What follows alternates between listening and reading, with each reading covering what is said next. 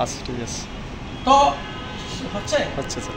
তো আজকে আপনারা দেখতে পাচ্ছেন এই মুহূর্তে আমরা জনাব ফুলুবি বানুকে 51,250 টাকার চেক দিচ্ছি। আর ফুলুবি বানু আমাদের কাছে যে বিমাটা চালিয়েছে প্রতি বছরে 16,890 টাকা করে তিনি 5 বছর বিমা চালিয়েছে নাকি। 5 বছর বিমা চালানোর পরে তিনি 2019 সালে আমাদের কাছে এই বিমাটি করেছেন।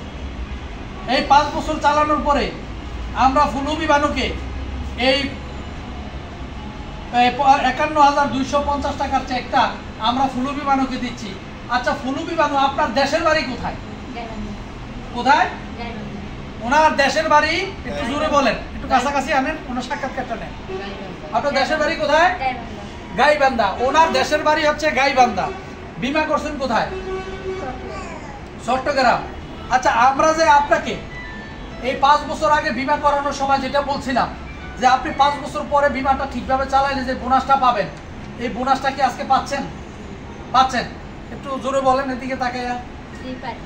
এই টাকা পাইতে আপনাকে কোনো হয়রানি হইতে হয়েছে? জুতা টোতা কিনা লাগছে নি নতুন?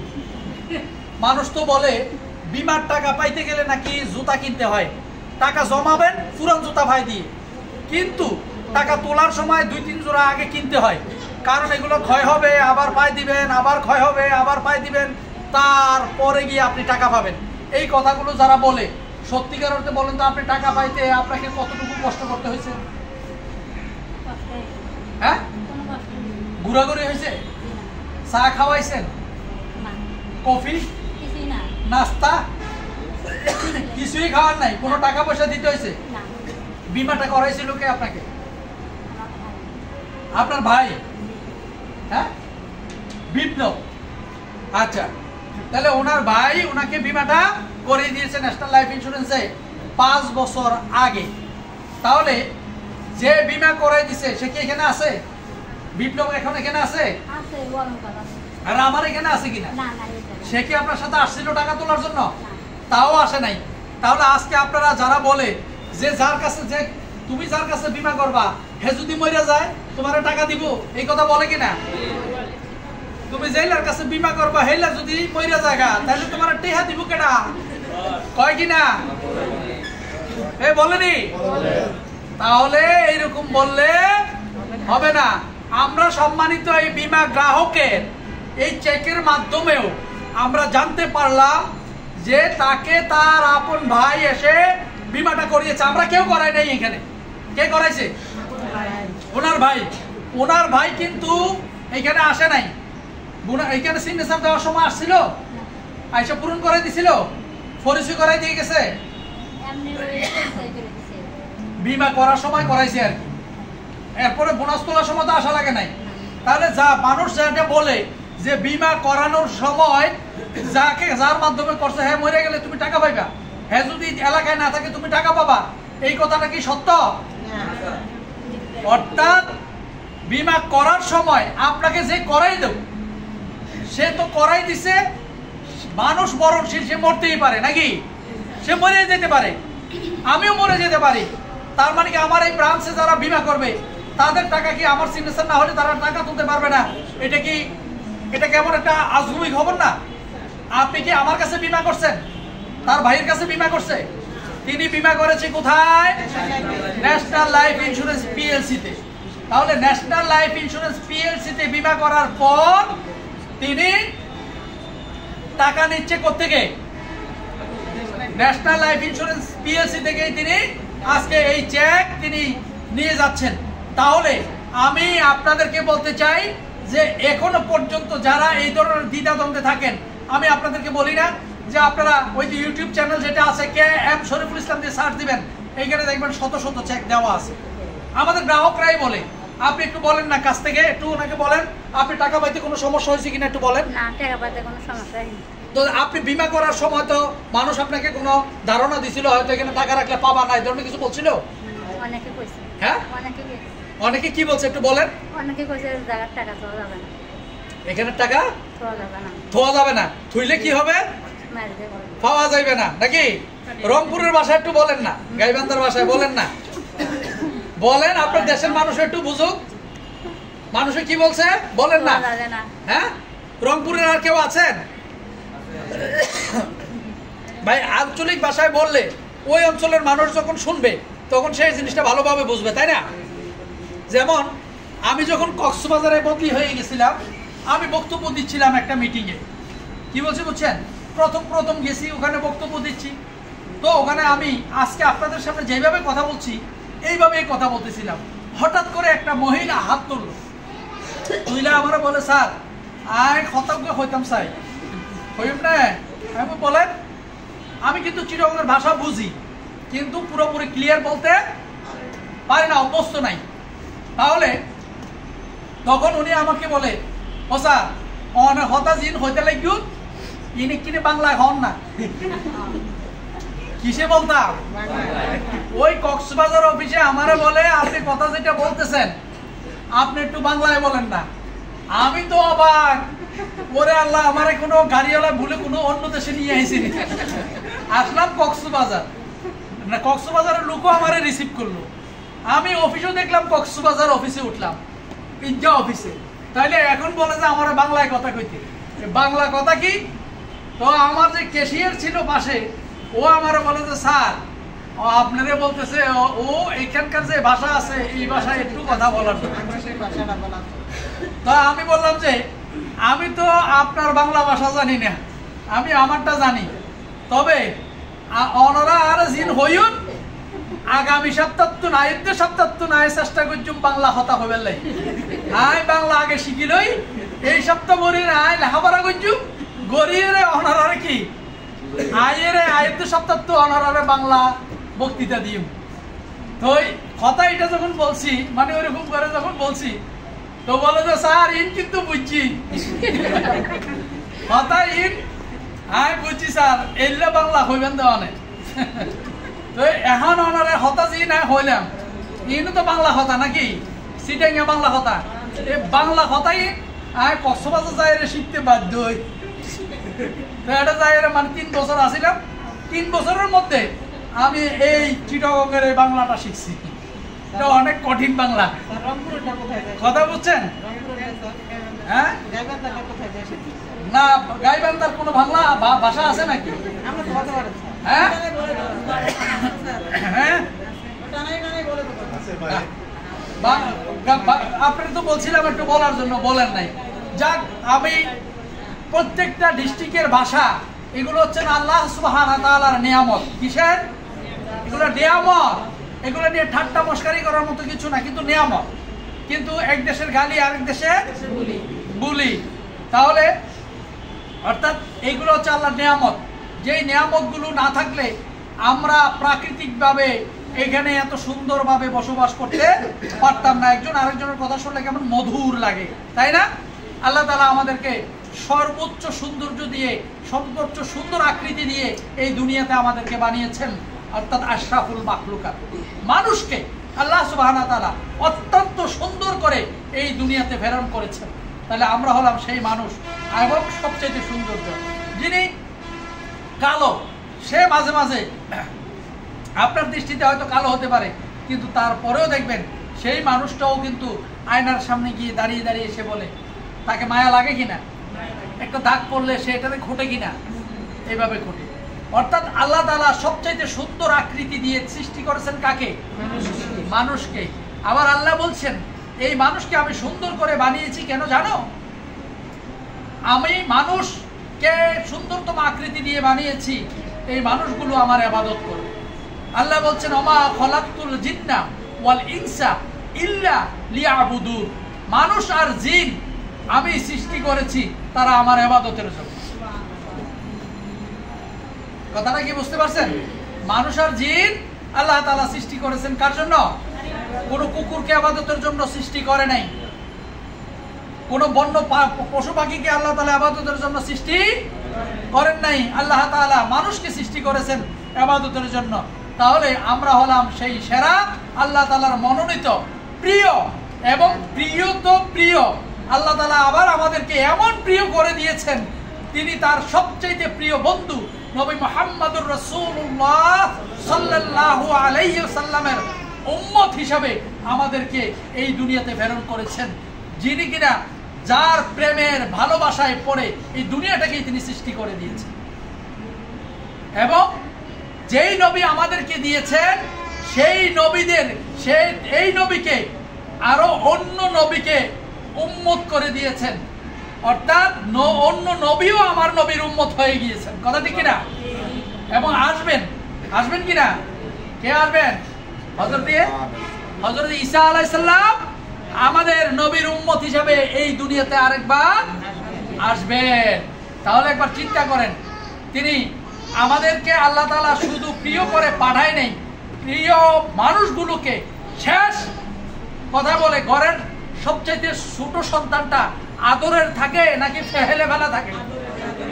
আদরের থাকে।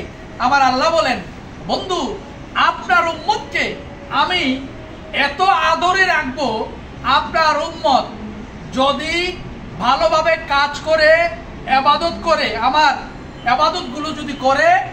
আল্লাহ রাসূল সাল্লাল্লাহু আলাইহি সাল্লাম যখন মেরাজে গেছেন, এই যে মেরাজ তো কিছু জায়গায় চলে গেল, মেরাজে যাওয়ার পরে 1000 রাকাত নামাজ দিছিল। কয় রাকাত?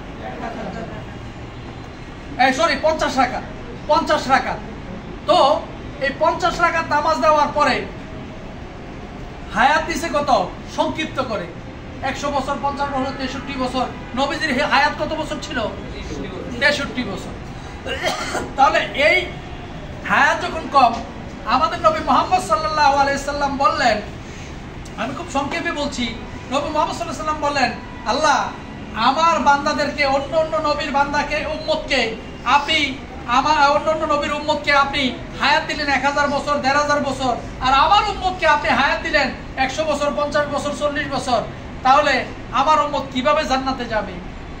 আমার আল্লাহ বললেন, বন্ধু কোনো টেনশন করবেন না, আপনার উম্মত যদি 5 ওয়াক্ত নামাজ প্রতিদিন পড়ে, আমি 50 ওয়াক্ত নামাজের সওয়াব আপনার উম্মতের আমলনামায় দিয়ে দেব।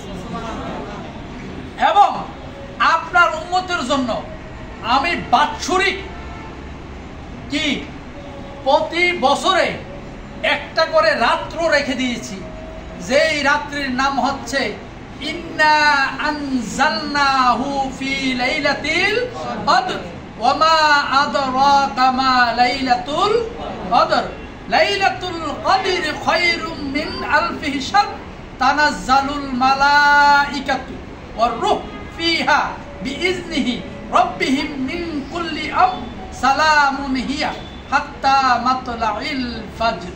অর্থাৎ 1000 বছরের চাইতেও উত্তম একটি রাত্রি আমি আপনার উম্মতের জন্য দিয়ে দিয়েছি। অর্থাৎ এই লাইলাতুল কদর যদি আপনার কোনো উম্মত পেয়ে যায়, তার জীবনে 1000 বছর ইবাদত করলে তার আমল নামায় যেই সওয়াব অন্য উম্মতকে আমি দিয়েছি, আর আপনার উম্মত যদি 63 বছর জিন্দেগি পায়, 50 বছর জিন্দেগি পায়, অর্থাৎ তার বয়স ম্যাচুরিটি হওয়া পর্যন্ত, অর্থাৎ নাবালক হওয়ার পরে, অর্থাৎ এই 50 বছর বয়স থেকে যদি ওই উম্মত 8 বছর পরে থেকে নামাজ পড়া শুরু করলো, কিংবা 12 বছর পর থেকে সে শুরু করলো, কোনো হাদিসে এইভাবে তো আসছে 12 বছর কিংবা 8 বছর পর থেকে এইভাবে তিনি সাবালক হলেন, অর্থাৎ তাকে তখন ইবাদত করতে হয়। তাইলে 50 বছর বয়স তিনি হায়াত পাইল, ওখান থেকে যদি 12 বছর চলে যায়, আর থাকে কয় বছর? আর কত? 38 বছর। এবার আল্লাহ বলছেন, আপনার উম্মত যদি এই 38 বছরে 38টা কদরের রাত্র পেয়ে যায়, তাহলে আপনার উম্মতকে আমি 38,000 বছরের সওয়াব আপনার উম্মতের আমলনামায় দিয়ে যাব, যার কারণে কাল কিয়ামতের ময়দানে আপনার উম্মত ছাড়া সর্বপ্রথমে আর কারোর উম্মত জান্নাতে ঢোকার কোনো চান্সই নাই। সুবহানাল্লাহ। কথাটা কি বুঝতে পারছেন? তাহলে আমাদেরকে কেমন নবী আল্লাহ সুবহানাহু ওয়া তাআলা দিয়েছেন, এবং আমরা শেষ জামানার উম্মত হওয়ার কারণে আমরা নিজেদেরকে ধন্য মনে করতে পারি। আল্লাহ সুবহানার কাছে লাখ কোটি শুকরিয়া আমরা নিজেরা কিন্তু আদায় করতে পারি। কথা ঠিক কিনা? আদায় করে শেষ করা যাবে। এবং আমরা কামনা করব আল্লাহ সুবহানাহু ওয়া তাআলা, এই তো সামনে কিছুদিন পরেই আসতেছে, তাই না? আল্লাহ সুবহানাহু ওয়া তাআলা আমাদের জীবনে অর্থাৎ 21শে রমজান থেকে শুরু হবে, 21শে তারাবি থেকে শুরু হবে, 29শে রমজান পর্যন্ত, 29 তারাবি পর্যন্ত আমরা কদরকে তালাশ করব। অতি এই রাত্রগুলো বেজর 21, 23, 25, 27 এবং 29 এইভাবে কদরকে তালাশ করব। যদি আমার ভাগ্যে লেগে যায় লটারির মতো, তাহলে 1000 বছরের সওয়াব আল্লাহ সুবহানাহু ওয়া তাআলা আমার আমলনামায় দিয়ে দিবে। তাহলে আমি আগে জান্নাতে যাব নাকি অন্য নবীর উম্মত জান্নাতে যাবে? ওয়াদা কার? আল্লাহ। এই কথা বলেন না, ওয়াদা কার? আল্লাহ। আল্লাহ কি ওয়াদা কখনো খেলাপ করেন? বরং আল্লাহ সুবহানাহু ওয়া তাআলা ওয়াদা খেলাপকারীকে কখনো পছন্দই করেন না। ওয়াদা খেলাপকারী মুনাফিক। ওয়াদা খেলাপকারী কি? মুনাফিক। আর আল্লাহ বলছেন যে মুনাফিক কখনো জান্নাতে ঢুকতে পারবে না। জান্নাতে যাওয়া তো দূরের কথা, এই লোকটা জান্নাতের ঘ্রাণও পাবে না, জান্নাতের ঘ্রাণও পাবে না। সুতরাং সাবধান হয়ে যাওয়া উচিত আমাদের, তাই না? তাহলে আল্লাহ তাআলা আমাদেরকে এত সুন্দর আকৃতি দিয়ে বানালেন, এত সুন্দর করে আমাদেরকে বানালেন। তাহলে আমরা কিন্তু কি করি? একজন আরেকজনের গীবত, মারামারি, কাটাকাটি, হানাহানি, পিনাপিনি এইগুলো নিয়ে কিন্তু লেগে থাকি। তাহলে আমরা কি এগুলোর মধ্যে থাকবো? আরেকটা জিনিস ভাই বিশ্বাস করেন, অহংকার কখনো করবেন না। আপনি যা হন, যত কিছু হন, আপনি অহংকার করবেন না। অহংকারীকে আল্লাহ সুবহানাহু ওয়া তাআলা বলছেন অহংকার শুধু আমার জন্য মানায়। কার জন্য মানায়? শুধু আল্লাহই একমাত্র অহংকার করতে পারেন, আর কেউ অহংকার করতে পারে না। অহংকার যে করবে, আল্লাহ বলছেন অহংকারের জন্য ধ্বংস। তিনি আল্লাহ সুবহানাহু ওয়া তাআলা অহংকারীকে নিজেই ধ্বংস করে ফেলেন, কারণ অহংকারীকে আল্লাহ তাআলা পছন্দ করেন না। তাহলে আমি নিজে নিজে যদি বলে যে এই আমি এই অফিসের ম্যানেজার, আমি যা বলবো তা হবে, আমার কথার বাইরে কিছু হবে না, খবরদার আজকে থেকে এটা বললে আল্লাহ সুবহানাহু ওয়া তাআলা বলবেন তোরে ম্যানেজার বানাইছি আমি, তোরে এখন রাস্তা নামাই দেবো। কথা ঠিক কিনা বলেন? তাহলে সব সময় কথা বলার সময় একেবারে ভয় থাকবে কার? কার ভয় থাকবে? আল্লাহর ভয় থাকতে হবে আমার ভিতরে কথা বলার সময়। আমি কোনো ভুল বলছি কিনা, আমি কোনো কাউকে আঘাত দিয়ে বলছি কিনা, আমি আমার কথায় কোনো কেউ কষ্ট পাচ্ছি কিনা, এগুলো মনে রাখতে হবে। সুতরাং আমরা যেখানে কাজ করি, আমরা এই প্রতিষ্ঠানে কাজ করি, এই যে আমরা কথায় এবং কাজে আমরা সঠিকভাবে আমরা গ্রাহকের হাতে টাকা তুলে দিতে পারছি। বিশ্বাস করেন, যদি ন্যাশনাল লাইফ ইন্স্যুরেন্স পিএলসি যদি কারোর টাকা নিয়ে সিনেমিনি খেলতো, বিশ্বাস করেন আমি আল্লাহর নামে কসম করে বলছি, আমি অন্তত পক্ষে এই কোম্পানিতে চাকরি করতাম। কারণ মানুষের আমানত যদি ফেরত দেওয়া না যায়, আমার কথা মতো মানুষ টাকা রাখবে, আর সেই টাকা যদি কোম্পানি নিয়ে সিনেমিনি খেলে, সেই কাল কিয়ামতের ময়দানে প্রথম তো আমাকে ধরবে, আমার জিহ্বাই কাটবে নাকি? তুই বইলে করাইছস, আগে তুই আসামি, এরপরে ডাকবে মালিকের, তুই টাকা দেস না কেন? দুটোটারে দাও, মালিক শ্রমিক দুটোটারে পিটা, একসাথে পিটাবে কিনা? এই জন্য এই কোম্পানিতে কাজ করি। সুতরাং এই কোম্পানিতে টাকা রাখতে কোনো ভয়ের কোনো কারণ নাই। আপনারা সুন্দরভাবে এখানে মানুষকে বুঝাবেন এখানে টাকা রাখার জন্য। এখানে টাকা রাখলে আবার অনেকে বলে কত লাভ দিবেন, লাভ কত দিবেন বলে না, যে এখানে আইসে সুদ খুঁজে, তাহলে তো সে সুদখোর। কথা ঠিক কিনা? শরিয়া ভিত্তিক ভাবে ইসলামী তাকাফুল করার চেষ্টা করবেন, ইসলামী তাকাফুল করার চেষ্টা করবেন। আল্লাহ তাআলা আমাদের জীবনের মধ্যে, হায়াতের মধ্যে বরকত দান করুক এবং জীবনটাকে অনেক সুন্দর করে দেব, ইসলামী জীবনযাপন গঠন করার তৌফিক দান করে দেব। এবং প্রতিনিয়ত আমরা যখন যেভাবে সময় পাই আমরা জিকিরের সাথে থাকবো। আমরা একটু সময় পাইলে জিকির করব, আমরা একটু সময় পাইলে তাসবিহ পড়ব, আমরা একটু সময় পাইলেই আমরা নামাজগুলো যথাসময় পড়ার চেষ্টা করব। বা মৃত্যুর পরে সর্বপ্রথম হিসাব হবে আপনার নামাজের। সর্বপ্রথম কিসের হিসাব হবে? নামাজের হিসাব ঠিক আপনার বাকিগুলো সব সহজ করে দিবে। কে করে দিবে? আল্লাহ তাআলা। এই জন্য বলছি সময় পাইলে নফল ইবাদত করবেন, সময় পাইলে নামাজ পড়বেন। নামাজ কেউ ইচ্ছাকৃতভাবে ছেড়ে দিবেন না।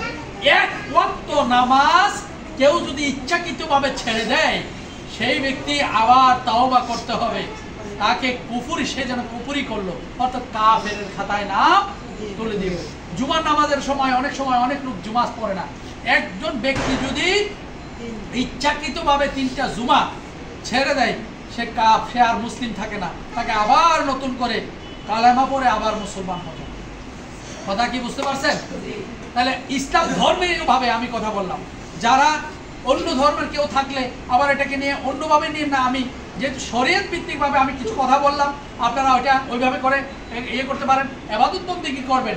আপনি আপনার ধর্মের কথা আপনাকে আল্লাহ বলে দিয়েছে, কুল ইয়া আইয়ুহাল কাফিরুন লা আবুদু মা তা'বুদুন ওয়ালা আনতুম আবিদুনা মা আবুদ ওয়ালা আনা আবিদু মা আবাদতুম ওয়ালা আনতুম আবিদুনা মা আবুদ লাকুম দীনুকুম ওয়ালিয়া দীন। কথা ঠিক কি না? কে বলেছেন?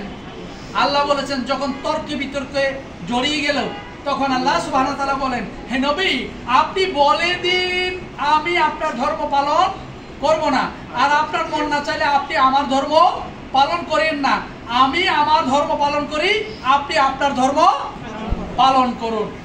কোরআনের মধ্যে দিয়ে বলে দিছি কিনা? তাহলে আমরা কি এটা নিয়ে ফেতনা ফাসাদ করবো, ফিডাফিডি করবো, কাটাকাটি করবো? কাটাকাটি করবো না। আমাকে আপনি দাওয়াত দিবেন, আমি আপনাকে দাওয়াত দেবো, এটাই তো সিস্টেম নাকি? আপনার যার যেটা ভালো লাগে সেটাকে গ্রহণ করবে, ঠিক না?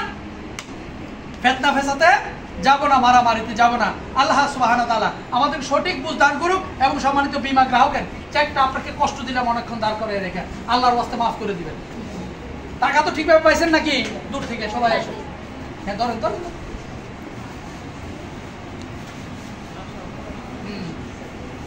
তাহলে আমরা সম্মানিত বীমা গ্রাহককে 51,250 টাকার চেকটি হস্তান্তর করলাম নাকি? ধন্যবাদ। আসসালামু আলাইকুম ওয়া রাহমাতুল্লাহ।